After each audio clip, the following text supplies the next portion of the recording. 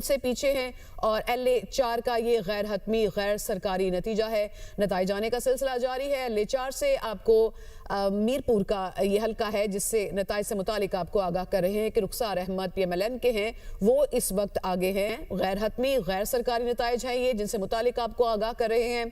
LA4 Mirpur की बात करें तो रुखसार अहमद PMLN से उनका ताल्लुक है। 281 वोट उन्होंने हासिल किए, इस तरह से वो आगे हैं। सुहेब अरशद 136 वोट हासिल कर पाए, अभी तक उनसे पीछे हैं और LA4 का ये गैर हतमी गैर सरकारी नतीजा है। नताइज आने का सिलसिला जारी है। LA4 से आपको मीरपुर का ये हल्का है जिससे नताइज से मुतालिक आपको आगाह कर रहे हैं कि रुखसार अहमद PMLN के हैं, वो इस वक्त आगे हैं। गैर हतमी गैर सरकारी नताइज हैं ये जिनसे मुतालिक आपको आगाह कर रहे हैं।